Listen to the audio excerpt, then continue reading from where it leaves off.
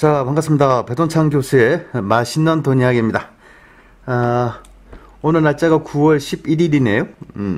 이제 9월달도 벌써 중순을 향해서 달려가고 있습니다. 어제 저녁에는 아는 아우랑 같이 간단하게 저녁 식사를 하고, 그럼 또 뭐 간단하면서도 저렴한 이 종로 맥가라는 호프집에 갔습니다. 여러분들도 많이 알고 계시죠? 네, 뭐 이제 국산 맥주하고 이제 수입산 맥주를 파는, 그래서 거기 뭐 노가리인가요? 왕노가리인가 뭐 생노가리인가 잘 모르겠지만 아무튼 노가리 한 마리에 이제 안주 가격이 무려 1,000원씩이 납니다.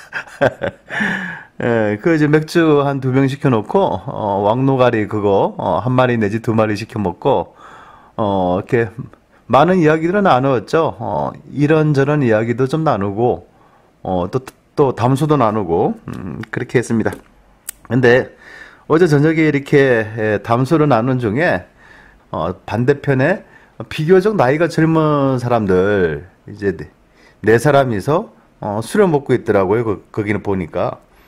한 20대 후반 정도 보이는, 뭐 나이가 뭐 20대 후반이면, 뭐 아주 젊은 나이지 않습니까? 예, 그 정도 나이가 다시 돌아온다면 아주 행복할 것 같아요. 예. 그래서 나이가 굉장히 젊은 사람들 4명이서 아마 친구지간인 것 같아요.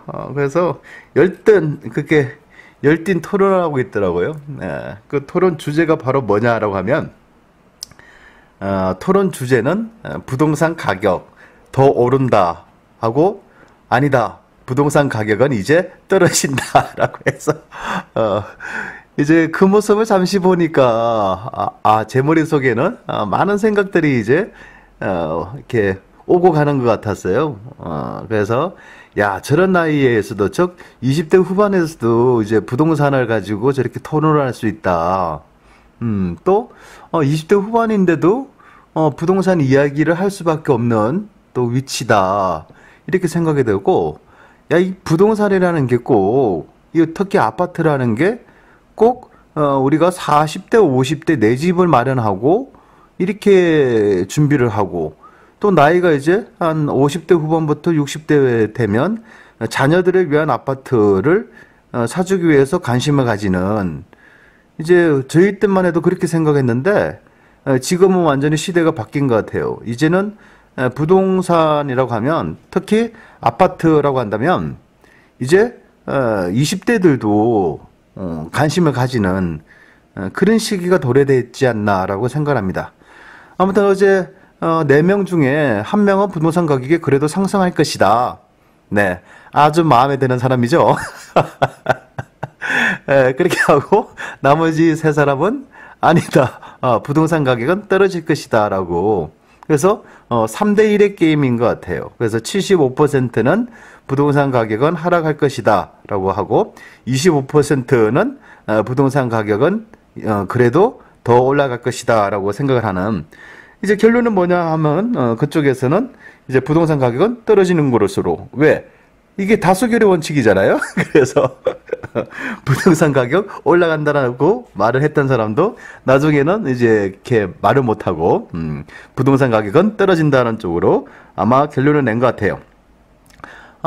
그래서 지금 이제 식당에 가더라도 식사하는 사람들, 그 주변 사람들 얘기를 살짝 들어보면 부동산에 대해서 관심들이 굉장히 많은 것 같아요. 나이가 젊든 또 나이가 많든 간에 상관 안 하고 이제 부동산에 대해서 굉장히 관심들이 많은, 뭐 예를 들어서 고급 일식집에 가도 부동산 얘기가 살짝 들리고, 우리가 김밥 천국 가서 김밥 하나를 먹더라도 부동산 얘기가 들리고, 종로 맥가라는 비교적 저렴한 맥주집에 가더라도 부동산 얘기를 들리고, 즉 이제 부동산은 어떻게 보면 우리하고 뗄래야 뗄 수 없는 관계이지 않나라고 생각합니다.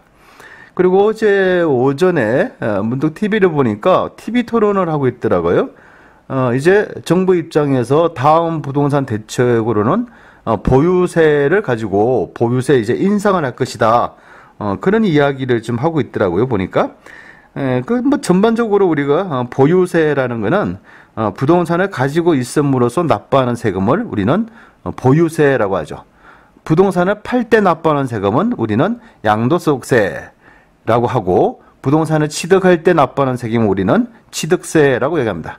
그러니까 부동산하고 관련된 거는 이제 부동산을 취득할 때 취득세, 부동산을 가지고 있을 때 납부하는 세금 보유세, 그리고 부동산을 팔 때 납부하는 세금 양도소득세라고 해서 크게 세 가지로 이제 알 수가 있겠고, 지금 정부 입장에서는 이제 부동산 보유세도 이제 손을 댈까 좀 생각 중인 것 같아요.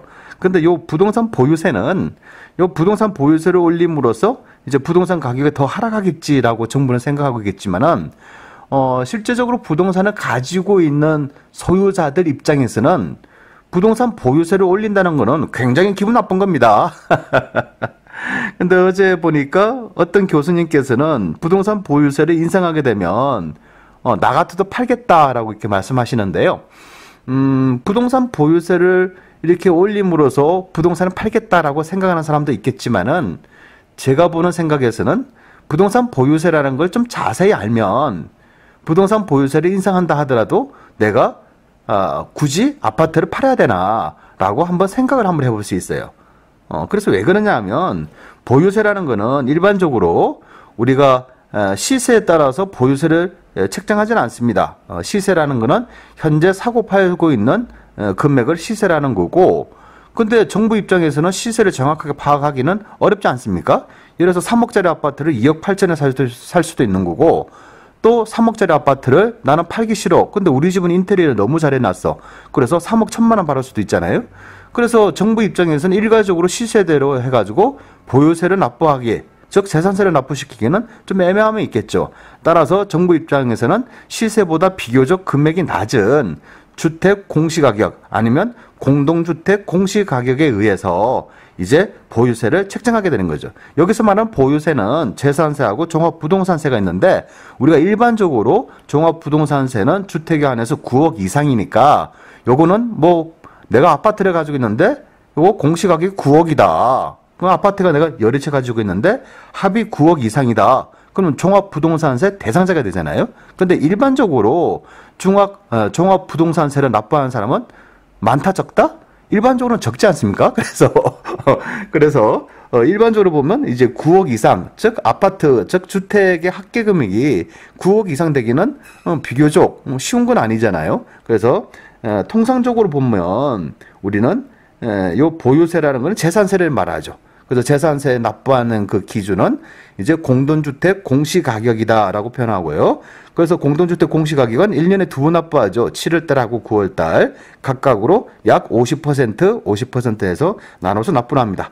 그러면 예를 들어서 우리가 일반적으로 말할 때 부동산을 하나, 아파트를 하나 가지고 있음으로써 납부해야 되는 보유세 금액이 얼마냐, 요거부터 먼저 우리가 좀 살펴볼 필요가 있죠. 일반적으로 보면 지방 대도시하고 서울 수도권에 있는 작은 아파트를 놓고 보면 일반적으로 시세가 예를 들어서 한 2억 5천이라 가정을 합시다. 그러면 주택 공시가격, 즉 공동주택 공시가격은 이제 금액이 한 2억 정도 되겠죠. 그래서 2억 정도 되면 우리가 보유세를 얼마 납부하냐라고 하면 약 한 30만 원대에서 한 40만 원 사이, 그 사이의 금액을 납부하겠죠. 그러면 내가 2억 5천짜리 아파트를 가지고 있음으로써 1년에 납부하는 보유세 금액이 얼마냐라고 한다면 약 한 30, 한 5만 원에서 36만 원, 즉 30만 원에서 40만 원 사이에 납부하는 거죠. 요거 만약에 보유세를 내가 하나 가지고 있음으로써 35만 원 납부한다고 친다면 100% 보유세를 인상하게 되면 70만 원이 됩니다. 그러면 여러분들이 가만히 계시겠어요? 아니, 무슨 세금을 100% 올리는 경우가 어딨냐?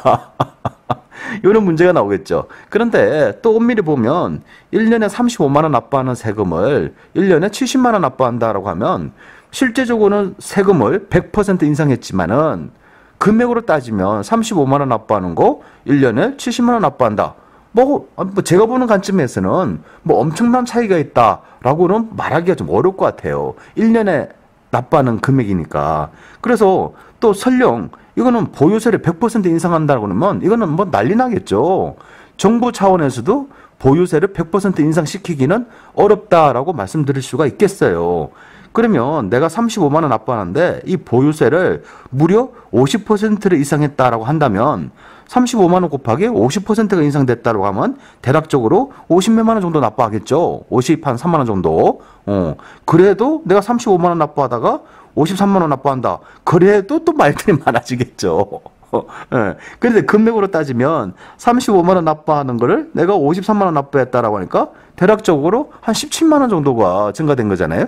그럼 1년에 17만 원 돈을 더 납부한다는 거죠.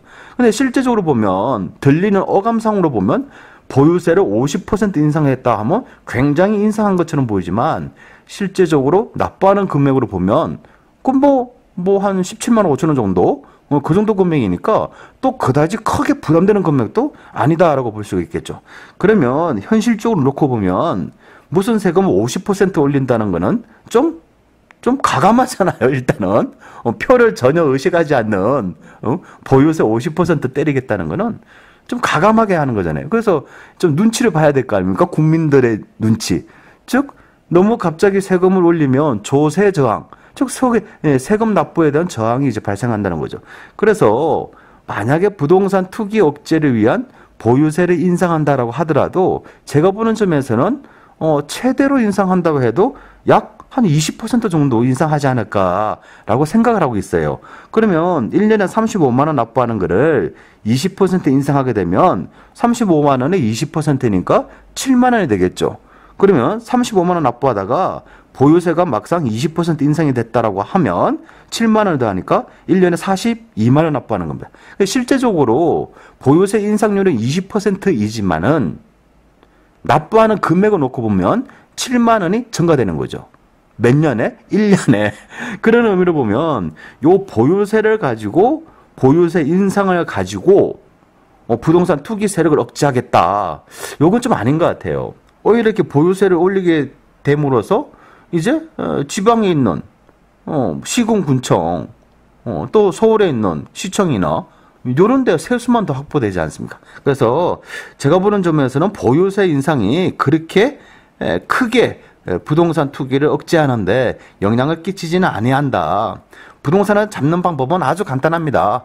양도소득세 80% 때려버리면 부동산을 사가지고 시세 차익을 봤다라고 하는데 양도소득세를 80% 때리면 남는 게 없잖아요. 그렇지 않나요? 예. 아주 간단한 방법이 있는데 그거는 건드지 않는 거죠. 예. 그거는 이제 최악의 경우 부동산이 너무너무 지금보다 더 많이 상승한 경우 그때 양도소득세에 대해서 손을 댈 수 있는 거고 또 너무 이게 초강력 부동산 대책이 나오면 우리나라 경기 자체가 좀 침체할 수밖에 없겠죠. 그러면 뭐 먹고 살기 어렵다는 얘기 나오고 그래서 전반적으로 제가 드리고 싶은 그 말씀은 부동산 보유세를 인상하게 됨으로써 부동산에 대한 투기 수요가 감소된다. 이건 정말 아니고요. 또 뭐 정 그렇다면 부동산 보유세를 올린다고 가정한다면 이제 종합부동산세 요 세율을 좀 강화해야 되겠죠. 그리고 주택인 경우에 종합부동산세의 과세 기준이 9억인데 요 금액은 낮추는 방법도 있지 않겠습니까? 그런데 부동산은 뭐 열채나 또 아니면 강남에 있는 20억짜리 아파트를 한 3채, 4채 가지고 있는 분. 그런 분도 계시긴 계셔요, 분명히.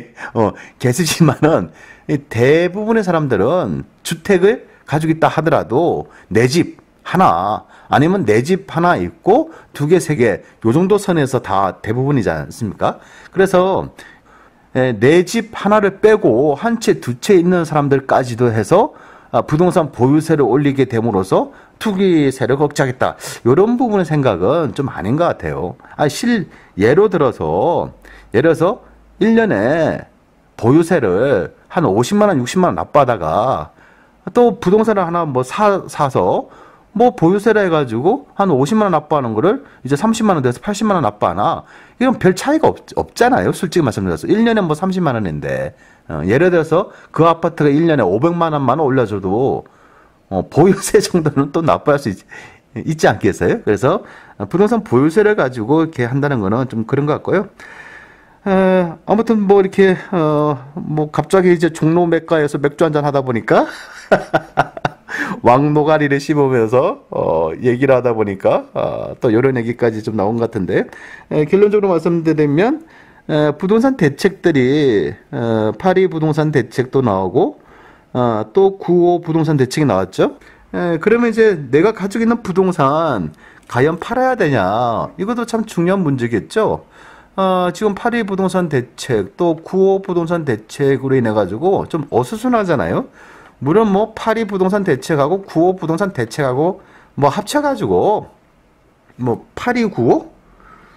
8.2 9.5? 뭐 빨리 9.5? 빨리 9.5. 아마 요 8295번 이 번호는 아마 치킨집 번호 해도 될 것 같아요. 빨리 고기를 구워가지고 배달을 해야 되는.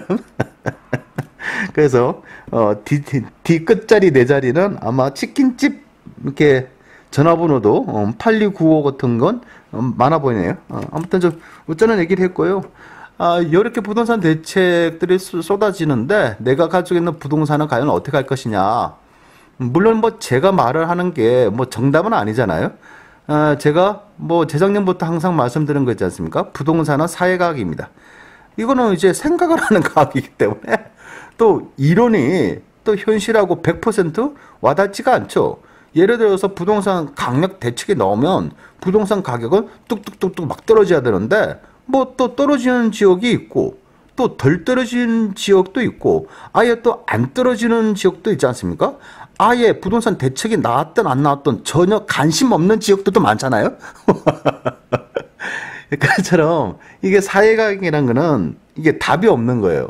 다만 이 공통 분모적으로 답을 찾아가는 이제 학문이다라고 우리가 이제 볼 수가 있겠죠. 그래서 부동산 대책이 8.2 부동산 대책은 비교적 강한 부동산 대책이 나왔죠. 양도소득세 부분에서 한 10% 정도 또 20% 정도 다주택자를 한해서 가산하겠다. 그런 의미에서 이건 중요한 포인트가 됐죠. 양도소득세를 한 이제 가산세 10% 20%를 부과하니까 그런 부분에 대해서는 좀 눈여겨볼 거다라고 볼 수가 있겠고, 또 이제 9.5 부동산 대책으로 본다면 이제 묶인 지역을 빼니까 풍선 효과가 일어난다는 거예요. 즉 누르는 지역에서는 부동산 가격이 잡히는데 바로 인근 지역에 안 누르는 지역에서 뽀록 하고 튀어나온다는 거지. 그래서 그런 지역을 다시 누르는 거잖아요. 그래서 이렇게 부동산 대책이 나오겠는데 또 제 말이 100% 뭐 또 제가 이렇게 시켰다 이렇게 말씀하시면 안 되고요. 제가 가지고 있는 상식과 그리고 이제 경험으로 본다면 지금 팔려고 해도 여러분 아파트가 여러분 부동산이 가장 최저 금액이지 않을까요? 라는 생각을 문득 한번 해봅니다. 지금 팔고 싶어도 매수자가 마땅하게 없지 않습니까? 즉 공급은 많은데 수요가 없어. 그럼 가격은 떨어질 수밖에 없겠죠. 그런데 지금 수요자가 없는데 계속 내 부동산을 계속 가격을 떨어뜨리고 팔려고 한다. 그건 아마 억지로 파는 듯한 느낌이 되지 않습니까? 그런 의미로 본다면 좀 한번 더 지켜보는 것도 좀 괜찮지 않나. 그런데 이것도 상대성이 있겠죠. 내가 돈이 급하다, 뭐뭐를 해야 된다 라고 하면 뭐 어떻게 했으든 간에 부동산을 팔아야 되겠죠. 하지만 내 돈이 현재 급하지가 않다. 그리고 지금은 부동산 대책 나오고 뭐 한 달, 두 달, 요 사이가 금액으로 보면 가장 최고로 많이 떨어지지 않겠습니까? 왜냐하면 두려움이 있으니까 사람들이 앞으로도 계속 떨어질 것 같은 두려움이 있지 않습니까? 그 두려움 중에서 많은 사람들이 8.2 부동산 대책 또 9.5 부동산 대책 한꺼번에 나오니까 더 무서움이 있겠죠. 무서움이 나오니까 막 던질 수밖에 없겠죠. 요걸 우리는 투매라고 하겠죠. 그 투매라는 건 뭡니까? 더 싸게 막 던지는 거죠. 그래서 제가 보는 점에서는 지금 파는 것도 좀 어떻게 보면 좀 아깝지 않냐라는 생각이 듭니다. 즉 부동산이란 거는 좀 예를 들어서 가능하다면 뭐 부동산 가격이 규제 정책으로 인하여 부동산 가격이 떨어질 수도 있지 않겠습니까? 또 부동산 가격이 계속 떨어지니까 이건 아니다 싶어서 부동산에 대해서 또 경기 활성화 정책을 피면 또 부동산 가격이 올라갈 수도 있지 않겠어요? 즉 부동산 가격은 수평선처럼 쭉 가는 게 아니라 우상향 올라갔다가 또 우하향 떨어질 때도 있고 다시 또 수평으로 갈 때도 있고, 다시 올라갈 때도 있고, 다시 떨어져서 갈 때도 있고, 그러니까 다양성이 있다는 거잖아요. 그런데 지금처럼 부동산 규제 정책이 나오고, 그리고 요때 매도하는 것보다는 급하지 않는 이상, 그래도 좀 느긋하게 생각을 해본다면, 뭐 느긋하게 뭐 1년 뒤나 2년 뒤, 이렇게 생각을 해본다면, 좀 지금보다는 가격이 그래도 덜 떨어지지 않았을까라고 생각을 해봅니다. 그래서 물론 내가 지금 현재 급하고 반드시 이걸 팔아야 된다면 파셔야 되겠죠.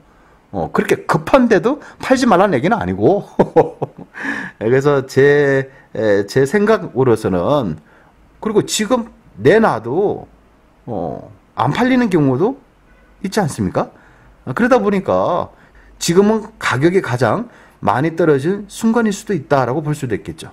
물론 지금보다 이제 다음 달, 다다음 달에 더 떨어질 수도 있는 거죠. 하지만 제 경험으로 본다면 지금 가격이 그래도 많이 떨어지지 않았을까라고 생각을 해봅니다. 그래서 급하지 않는 이상은 이제 부동산도 뭐 가지고 있는 것도 좀 괜찮지 않나, 더 떨어질 수도 있다는 점은 좀 인지해 주시고, 이렇게 여러 가지로 한번 생각해 가지고 본인 입장에서 스스로 판단을 해서 결론을 내시고 이렇게 선택을 하시면 될 것 같습니다. 자, 그러면 오늘은 부동산을 보유세를 가지고 부동산 투기를 억제한다라는 어제 그 TV 토론, 그리고 종로 매가에서 만난 그 사람들 얘기와 또 현재 내 부동산을 어떻게 할 것이냐, 이 부분에 대해서 간단하게 한번 얘기를 해봤습니다. 이상까지 배종찬 교수의 맛있는 돈 이야기였습니다. 감사합니다.